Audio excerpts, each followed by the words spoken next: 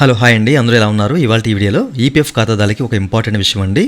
మన ఈపీఎఫ్ ఖాతాకు exit date అనేది ఎట్లా ఆన్లైన్ ద్వారా ఎంటర్ చేయాలి అనే విషయాన్ని మీకు క్లియర్గా ఒక చిన్న డెమో ప్రాసెస్ ద్వారా చూపించబోతాను అనమాట.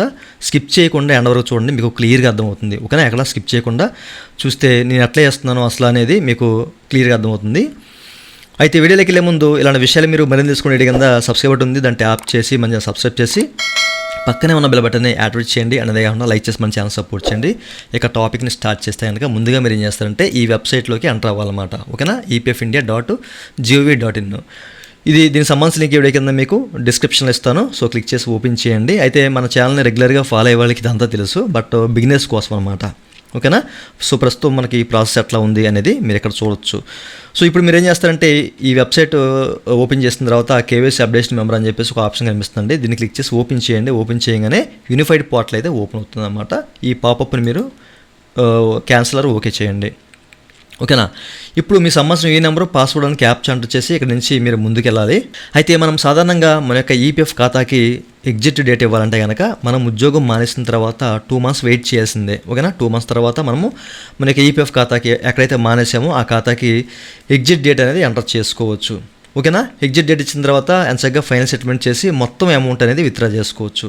అయితే మీరు మొత్తం అమౌంట్ అనేది విత్డ్రా చేయడానికి మీరు కాస్త ఆలోచించాలి. ఎప్పుడు మనం వేరే కంపెనీలో జాయిన్ అవ్వము. ఓకేనా? సో ఏ కంపెనీని ఇక నేను చేయను, అసలు ఈ యూఈ నెంబర్ని ఎక్కడ వాడను అనుకున్న సందర్భాల్లో మాత్రమే మీరు పూర్తిగా ఫైనల్ సెటిల్మెంట్ చేయండి, లేకపోతే చేయొద్దు. పిఎఫ్ మీరు అంటే ప్రీవియస్ ఖాతాని ప్రజెంట్ ఖాతాలోకి ట్రాన్స్ఫర్ చేసుకుంటూ వెళ్ళండి. ఓకే, అయితే మనము ఎగ్జిట్ డేట్ ఎట్లా ఇవ్వాలి అనేది ఇక్కడ చూద్దాము. ఓకేనా? 2 months వెయిట్ చేసిన తర్వాత మనకి అంటే ఎవరి సహాయం లేకుండా, అలాగే ఎంప్లాయర్ పర్మిషన్ లేకుండా మనము మన యొక్క ఖాతాకి అంటే మనకి నచ్చిన డేట్ అనేది ఇచ్చుకోవచ్చు అనమాట. అది ఎట్లా ఏంటి అనేది ఇక్కడ చూద్దాము. అయితే నేను నా సంబంధించిన డీటెయిల్స్ అన్నీ ఫిల్ చేసి నెక్స్ట్ స్టెప్లోకి డైరెక్ట్గా వెళ్ళిపోతాను అనమాట. యూఏ నెంబర్, పాస్వర్డ్, క్యాప్చా ఇవన్నీ ఎంటర్ చేసేసి అక్కడ నేను యూఏ నెంబర్, పాస్వర్డ్ ఇవన్నీ ఇచ్చానండి. ఆ తర్వాత ఈ విధంగా ఓపెన్ అవుతుంది. సో మీరు ఇక్కడ చూడొచ్చు. ఓకేనా? అక్కడ సైన్ ఇన్ బటన్ క్లిక్ చేయగానే మనకి ఈ విధంగా చూపిస్తుంది అనమాట. ఇప్పుడు మన మొబైల్కి వచ్చిన ఓటీపీ అండ్ ఇక్కడ ఉన్న క్యాప్చా 2 ఎంటర్ చేసి మళ్ళీ సబ్మిట్ చేయాలి. ఇది కూడా నేను కంప్లీట్ చేసి చూపిస్తాను మీకు. ఇప్పుడు నా సంబంధించిన డీటెయిల్స్ ఎంటర్ చేసిన, ఓటీపీ ఎంటర్ చేసిన, క్యాప్చా ఎంటర్ చేసి ఇప్పుడు సబ్మిట్ అనే బటన్ క్లిక్ చేస్తానండి. లోడింగ్ తీసుకుంది అండ్ మీరు ఇక్కడ చెక్ చేసుకోవచ్చు. మన సంబంధించిన డాష్ బోర్డ్ అనేది ఈ విధంగా చూపిస్తాను అనమాట. ఓకేనా? ఇది మెంబర్ ఇంటర్ఫేస్. సో ఎట్లా చూపిస్తుంది. ఇప్పుడు మనము ఎగ్జిట్ డేట్ ఇవ్వాలి మనకి ఈపీఎఫ్ ఖాతాకి. ఓకేనా? ఏదైతే ఎస్టాబ్లిష్మెంట్ ఐడి ఉందో, అంటే మనం ఇంతకుముందు ఏ కంపెనీలో చేసి మానేసామో దానికి మనం ఎగ్జిట్ డేట్ అనేది ఇవ్వాలన్నమాట. కొంతమందికి మల్టిపుల్ మెంబర్ ఐడీస్ ఉంటాయండి, చూపిస్తాను మీకు. ఫస్ట్ ఆఫ్ ఆల్ మనం సర్వీస్ చెక్ చేద్దాం ఇక్కడ. ఓకేనా? ఇక్కడ వ్యూ అనే బటన్ క్లిక్ చేశానండి. ఇక్కడ మనకి ఏంటంటే సర్వీస్ హిస్టరీ అని చెప్పేసి కనిపిస్తుంది, చూసారా? డ్రాప్ డౌన్ మెనూలో దీన్ని క్లిక్ చేసి ఓపెన్ చేస్తున్నాను. ఓపెన్ చేయగానే మీరు ఇక్కడ చెక్ చేసుకోవచ్చు. సో ఈ యూఏఎన్ నెంబర్ మీద 4 ఎస్టాబ్లిష్మెంట్ ఐడీస్. ఓకేనా? సో 4 కంపెనీలో వర్క్ చేశారన్నమాట తిను. సో కాబట్టి ఇక్కడ 4 ఎస్టాబ్లిష్మెంట్ ఐడీస్ అయితే ఉన్నాయన్నమాట. ఇక్కడ ప్రాపర్గా మీరు చెక్ చేసుకోవచ్చు.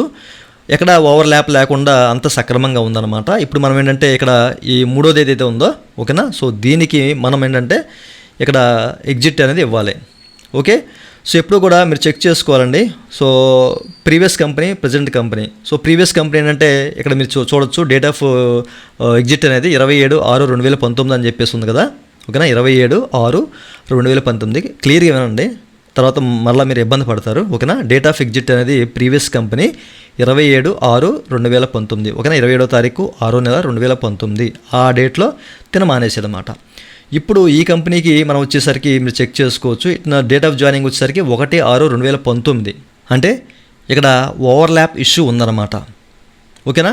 డేట్ ఆఫ్ జాయినింగ్ వచ్చేసరికి 1/6/2019. ఇక్కడ ఏదైతే డేట్ ఆఫ్ ఎగ్జిట్ 27/6/2019 ఉందో, సో దీని తర్వాత ఉండాలన్నమాట. ఎగ్జిట్ తర్వాత మనకి ఏంటంటే జాయినింగ్ అనేది ఉండాలి. బట్ ఇక్కడ ఏంటంటే 1/6/2019 అంటే ఈ 27 ముందే ఇక్కడ జాయిన్ అయినట్టు ఉంది, బట్ ఇక్కడ వర్క్ చేసినట్టు ఉందన్నమాట. అంటే ఇక్కడ ఓవర్లాప్ ఇష్యూ ఉందన్నమాట. మీరు అబ్జర్వ్ చేయొచ్చు. 27/6/2019 ఈ కంపెనీలో మానేస్తే ఇక్కడ ఇతను 1/6/2019లో జాయిన్ అయినట్టు ఉంది. ఇక్కడ ఓవర్లాప్ అయింది కదా. సో ఇట్లాంటివి ఏంటంటే మనకి సాధారణంగా మెర్జ్ అవ్వవు. ఓకేనా? సో ప్రీవియస్ టు ప్రజెంట్లోకి మెర్జ్ అవ్వదు. ఓకే? సో ఈ విషయాన్ని మీరు గమనించాలి. అయితే మనకి ఆ తర్వాత కంపెనీ వచ్చేసరికి ఏంటంటే ఇక్కడ 1/4/2020 అని చెప్పేసి కనిపిస్తుంది మనకి. అయితే ఈ ఎస్టాబ్లిష్మెంట్ ఐడి ఏదైతే ఉందో సో దీన్ని మనం ఇందులోకి మెర్జ్ చేసుకోవచ్చు ఎట్లాంటి ఇబ్బంది లేకుండా. ఓకేనా? సో ఈ విషయాన్ని మీరు గమనించాలి. 27/6/2019 మనకి 1/4/2020లోకి మెర్జ్ అయితే చేయొచ్చు. అయితే దీనికి మనం ఎగ్జిట్ డేట్ ఒకటి ఇవ్వాలి. సో ఎగ్జిట్ డేట్ ఎట్లా ఇవ్వాలి? ఇక్కడ 1/4/2020 జాయినింగ్ డేట్ ఉంది కాబట్టి మనము దాని ముందు డేట్ ఇవ్వాలి. ఓకేనా? అంటే మీకు తెలిసే ఉంటుంది 30/3/2020, 29/3/2020. ఓకేనా? మీకు క్లియర్గా అర్థమైంది అనుకుంటున్నాను. 25/3/2020 ఇట్లా ముందు డేట్ ఇవ్వాలన్నమాట. అట్లా మనము మార్చిలో ఉన్న డేట్లు ఇచ్చామనుకోండి, ఇది ఏప్రిల్ డేట్ కదా, 4వ నెల కదా, ఏప్రిల్ 2020 అంటే మనం మార్చిలో ఉన్న డేట్లని ఇక్కడ ఎంటర్ చేయాలన్నమాట. అంటే దీనికి మార్క్ ఎగ్జిట్లో సో దీనికి ఈ ముందున్న దానికి మార్చి నెలలో డేట్స్ అనేవి ఎంటర్ చేయాలి. ఓకేనా? ఇది ఏప్రిల్లో 1/4/2020 అంటే ఏప్రిల్లో జాయిన్ అయ్యారు కాబట్టి మనము మార్చి నెలలో ఉన్న డేట్లు ఏవైతే ఉన్నాయో ఆ డేట్లలో ఏదో ఒక డేట్ ఎంటర్ చేసి ఇవ్వాలన్నమాట. అంటే మార్చిలో మనము అక్కడ ఎగ్జిట్ అయ్యి ఇక్కడ ఏప్రిల్లో జాయిన్ అయినట్టు. సో అట్లా ఉంటే మనకి ఓవర్లాప్ ఇష్యూ అనేది ఉండదు. సో ఇది ఏమవుద్దప్పుడు ఈ మెంబర్ ఐడిలోకి మెర్జ్ అయిపోతుంది అనమాట. ఈ విషయాలు మీకు క్లియర్గా అర్థమే కదా. ఇది 27/6/2019 కాబట్టి ఎట్లాంటి ఇబ్బంది లేదు, మెర్జ్ అయిపోతుంది అందులోకి. బట్ ఇది మాత్రం రావాలి అంటే సో మీరు నేను చెప్పింది చేయాలి. అంటే మనం ఏదైతే ఉందో డేటు ఇక్కడ జాయినింగ్ డేటు, ఆ జాయినింగ్ డేటు ముందు డేట్లు ఏవైతే ఉన్నాయో అవి మాత్రమే ఎంటర్ చేస్తే అవుతుందన్నమాట. ఇప్పుడు మనం ఇద్దాం. ఓకేనా? జాయినింగ్ డేట్ అయితే ఇద్దాము. ఇదేంటంటే 1/4/2020 కదా, మార్చి డేట్లు ఇవ్వాలన్నమాట. మార్చి నెలలో 2020 మార్చి నెలలో ఉన్న డేట్లు ఏవైతే ఉన్నాయో అవి మనం ఎంటర్ చేయాలి. ఇప్పుడు ఎలా ఏంటి అనేది ఇక్కడ చూపిస్తాను మీకు. సో ముందుగా మీరు ఏం చేస్తారంటే మనకి మేనేజ్ అనే ఆప్షన్ కనిపిస్తుంది చూడండి, దీన్ని క్లిక్ చేస్తే మనకి డ్రాప్ డౌన్ మెనూలో మార్క్ ఎగ్జిట్ అని చెప్పేసి కనిపిస్తుంది. దీన్ని క్లిక్ చేయాలి. ఓకేనా? సో క్లిక్ చేసినట్లయితే ఈ విధంగా చూపిస్తుంది. ఇక్కడ సెలెక్ట్ ఎంప్లాయ్మెంట్ అంటే మీరు ఏ కంపెనీలో అంటే ఏ కంపెనీకి సంబంధించిన ఐడికి మీరు ఎగ్జిట్ డేట్ ఇద్దాం అనుకుంటున్నారో నిర్ధారించుకోవాలి. దీన్ని సెలెక్ట్ చేయగానే అంటే క్లిక్ చేయగానే ఇక్కడ 2 కనిపిస్తున్నాయి. మిగతా అట్లా ఇచ్చేసి ఉంది కాబట్టి అట్లాంటి ఇబ్బంది లేదు. ఇక్కడ నేను ఒక దాన్ని సెలెక్ట్ చేసుకుంటాను అనమాట. దేనికైతే ఇవ్వాలో దాన్ని సెలెక్ట్ చేయగానే క్యాలెండర్ అయితే ఓపెన్ అయిపోయింది. ఓకే, మీరు ఇక్కడ చెక్ చేసుకోవచ్చు. ఇక్కడ select date of exit EPF అలాగే reselect date of exit EPF అని చెప్పేసి 2 కాలమ్స్ ఉంటాయండి. ఈ 2 మనం ఎంటర్ చేయాలి. ఇప్పుడు క్లిక్ చేశానండి. క్లిక్ చేయగానే మీరు ఇక్కడ చెక్ చేసుకోవచ్చు. జనవరి 2020 చూపిస్తుంది అనమాట. అక్కడ మనం ఏమనుకున్నాము, మనము మార్చిలో ఇద్దామని చెప్పేసి అనుకున్నాం కదా, ఇక్కడ జనవరి క్యాలెండర్ అయితే చూపిస్తుంది. సో మనకి ప్రాబ్లం లేదు దీనివల్ల. ఓకేనా? సో దీనివల్ల మనకి ఎట్లాంటి ప్రాబ్లం లేదు. అంటే ముందు డేట్లే మనం ఎంటర్ చేస్తున్నాం. అయితే ఇప్పుడు నేను ఏంటంటే ఇక్కడ ఫస్ట్ 1వ డేట్ అనేది 1వ తారీఖు నుంచి అయితే ఇచ్చేస్తానండి, జనవరి 1. ఓకేనా? సో ఇక్కడ కూడా మనకి ఏంటంటే రీసెలెక్ట్ దగ్గర కూడా 1వ తారీఖునే సెలెక్ట్ చేసుకోవాలి. అక్కడ ఏదైతే సెలెక్ట్ చేసామో అదే సెలెక్ట్ చేసుకోవాలి. ఓకేనా? ఇక్కడ ఏదైతే సెలెక్ట్ చేసుకున్నామో అదే 2 అదే సెలెక్ట్ చేసుకోవాలి. మనకి గ్రీన్ కలర్లో ఇట్లా హైలైట్ అవుతూ ఉంటుంది అనమాట. చుట్టూ బార్డరు రెడ్ కలర్లో రాకూడదు, గ్రీన్ కలర్లో హైలైట్ అవ్వాలి. ఎట్లా హైలైట్ అయిందంటే కరెక్ట్గా తీసుకున్నట్లు అనమాట. ఓకే, సో ఈ విధంగా మనం సెలెక్ట్ చేసుకోవాలి. ఓకే, సో ఇప్పుడు నేను రీజన్ సెలెక్ట్ చేసుకోవాలండి. ఒక రీజన్ని సెలెక్ట్ రీజన్ ఆఫ్ ఎగ్జిట్ అని చెప్పేసి కనిపిస్తుంది కదా. ఇక్కడ మనము సెసేషన్ షార్ట్ సర్వీస్ని సెలెక్ట్ చేసుకోవాలి, ఎనీ అదర్ రీజన్. ఓకేనా? సో దీన్ని మనం సెలెక్ట్ చేసుకోవాలన్నమాట. దీన్ని మనం సెలెక్ట్ చేసుకోవచ్చు. ఓకేనా? కొంతమంది సూపరానేషన్ సెలెక్ట్ చేసుకుంటారు, అంటే వాళ్ళ ఇది బట్టి, లేదా డిజేబిలిటీ ద్వారా ఏదైనా సంథింగ్ మీకు ఏదైనా వచ్చిందనుకోండి ప్రాబ్లము. సో అట్లాంటి వాళ్ళు డిజేబుల్మెంట్ని సెలెక్ట్ చేసుకుంటారు. రిటైర్ అయిపోతారు కొంతమంది. సో అట్లాంటి వాళ్ళు రిటైర్ అనే డేట్ని సెలెక్ట్ చేసుకుంటారు.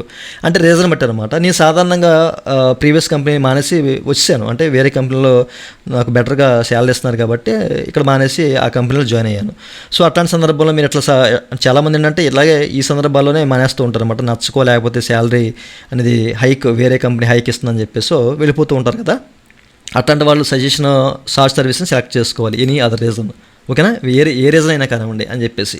సో దీన్ని సెలెక్ట్ చేసుకున్న తర్వాత మీరు ఏం చేస్తారంటే ఇక్కడ మనకి ఓటీపీ సెండ్ చేయమంటున్నారు. ఓకేనా? నెక్స్ట్ స్టెప్లో.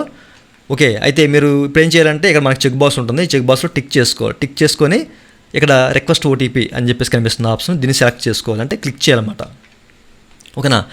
సో క్లిక్ చేయగానే మనకు అలర్ట్ వస్తుంది అనమాట. అంటే ప్రతి విషయాన్ని మీరు కరెక్ట్గా చదివి అవగాహనతోనే చేయాలండి. ఓకేనా? అయితే నేను ఎస్ అని చెప్పేసి క్లిక్ చేస్తున్నానండి. మనకి కొన్ని పాయింట్స్ కూడా ఇచ్చారు ఇక్కడ, మీరు చెక్ చేసుకోవచ్చు. సో ఇప్పుడు నేను ఎస్ అని చెప్పేసి క్లిక్ చేశాను కదా. క్లిక్ చేయగానే ఓటీపీ బాక్స్ అయితే ఇక్కడ చూపిస్తుంది. సో ఇక్కడ మన మొబైల్కి వచ్చిన ఓటీపీని ఎంటర్ చేయాలి. ఇప్పుడు దాన్ని ఇక్కడ ఎంటర్ చేస్తాను. మొబైల్కి అయితే ఓటీపీ వచ్చింది, దాన్ని ఇక్కడ నేను ఎంటర్ చేసి చూపిస్తాను మీకు. నేను ఓటీపీని అయితే ఎంటర్ చేసి ఇక్కడ నేను ఈ చెక్ బాక్స్లో టిక్ చేసుకుంటున్నాను. ఇది మనం చదవాలి, ఓకేనా. ఒకవేళ మీరు తప్పుగా ఇస్తే ఏం జరుగుతుంది, ఎలా ఇవ్వాలి, ఏంటి అని చెప్పేసి క్లియర్గా ఉంటుందన్నమాట ఇక్కడ. సో దీన్ని మీరు క్లియర్గా చదువుకోండి, ఓకేనా. ఇప్పుడు నేను సబ్మిట్ అనే బటన్ క్లిక్ చేస్తున్నానండి. ఇదంతా ఓకే చేశాను. సో ఇక్కడ చెక్ బాక్స్లో టిక్ చేసుకున్నాను. ఇప్పుడు సబ్మిట్ అనే బటన్ని క్లిక్ చేస్తున్నాను. అండ్ మరలా మనకి ఏంటంటే ఎట్లా నిజంగానే మీరు ఎగ్జిట్ డేట్ ఇద్దాం అనుకుంటున్నారా, షూర్గా అని చెప్పేసి అడుగుతుంది అనమాట. So as sure. సో నేను అంతా కరెక్ట్గానే ఉన్నాను. సో నేనైతే అప్డేట్ అనే బటన్ క్లిక్ చేస్తున్నాను, ఓకేనా. సో క్లిక్ చేయగానే మనకి ప్రాసెస్ అయితే తీసుకుంటుంది అనమాట. తీసుకున్న తర్వాత సో మీరు ఇక్కడ చెక్ చేసుకోవచ్చు, date of exit update successful అని చెప్పేసి రావడం జరుగుతుంది. ఓకే అని చెప్పేసి నేను క్లిక్ చేశాను. సో క్లిక్ చేయగానే మీరు ఇక్కడ చూడొచ్చండి. సో ఇది అయిందా లేదా అనే విషయం అయితే మనకు క్లియర్గా ఇక్కడ తెలిసిపోతుంది అనమాట. ఏ డేట్ని ఇచ్చాము, ఏ డేట్ ఏంటని చెప్పేసి డేట్ ఆఫ్ ఎగ్జిట్, అలాగే ఈపీఎఫ్ సంబంధించిన 2 కూడా మనకి ఎంటర్ అయిపోతాయి అనమాట, ఓకేనా. అయిందా లేదా అనేది ఎక్కడ చూడాలి. మళ్ళీ మనం బ్యాక్ వెళ్ళిపోదాము. ఇంతకుముందు చూసాం కదా, వ్యూలోకి వెళ్ళేసి సర్వీస్ హిస్టరీ. సో దీని అయితే క్లిక్ చేసి ఓపెన్ చేస్తున్నాను. సో ఓపెన్ చేయగానే ఇక్కడ చెక్ చేసుకోవచ్చు. 3వది, ఓకేనా. సో 3వది date of joining and exit date కూడా మీరు చెక్ చేసుకోవచ్చు. 1/1/2020 అయితే ఎంటర్ అయిపోయింది అనమాట. ఓకే, క్లియర్గా చూశారు కదా.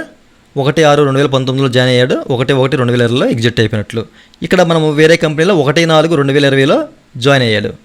నో ప్రాబ్లం, మనకి ఇక్కడ ఓవర్లాప్ ఇష్యూ అనేది లేదు. ఎంచక్గా ఇవన్నీ కూడా మనం ఇందులోకి ట్రాన్స్ఫర్ చేసుకోవచ్చు అనమాట. ఓకే, ఇవన్నీ కరెక్ట్గా ఉన్నాయి. సో ఇప్పుడు మీరు మార్క్ ఎగ్జిట్ డేట్ ఎట్లా ఇవ్వాలి అనేది మీకు క్లియర్గా అర్థమైపోయిందా. సో ఎగ్జిట్ డేట్ అయితే ఇచ్చేసామండి కరెక్ట్గా. సో ఈ 3 కూడా మనం ఇందులోకి ట్రాన్స్ఫర్ చేయాలండి. ఆ తర్వాత వీడియోలో మీకు చెప్తాను, ఓకేనా. ఈ 3 ఎట్లా ఇందులోకి ట్రాన్స్ఫర్ చేయాలి అని చెప్పేసి. అయితే ఇప్పుడు మీకు క్లియర్గా ఎట్లా ఒక మెంబర్ ఐడికి, అంటే ఒక కంపెనీకి సంబంధించిన ఎస్టాబ్లిష్మెంట్ ఐడికి మార్క్ ఎగ్జిట్ ఎట్లా ఇవ్వాలి ఏంటనే విషయాలు మీకు క్లియర్గా అర్థమయ్యాయి అనుకున్నాను. ఇంకా మీకు తెలియకపోతే ఈ వీడియో కింద కామెంట్ సెక్షన్లో కామెంట్ చేయండి, ఓకేనా. సో మీకు క్లియర్గా అర్థమైంది అనుకుంటున్నాను. నెక్స్ట్ వీడియోలో మనము ఇవన్నీ కూడా ఎట్లా మెర్జ్ చేయాలి అనే విషయం తెలుసుకుందాం. ఇదండి వాళ్ళ వీడియో. ఈ వీడియో మీకు నచ్చితే వీడియో కింద లైక్ బటన్ ఉందో లైక్ చేసి మనం చాలా సపోర్ట్ చేయండి. అలాగే ఇలాంటి విషయాలు మీరు మన తెలుసుకోవడం వీడియో కింద సబ్స్క్రైబ్ బటన్ ఉంది, దాన్ని ట్యాప్ చేసి మనం సబ్స్క్రైబ్ చేసి పక్కన ఉన్న బటన్ అడుగు చేయండి. Thank you for watching and జై హింద్.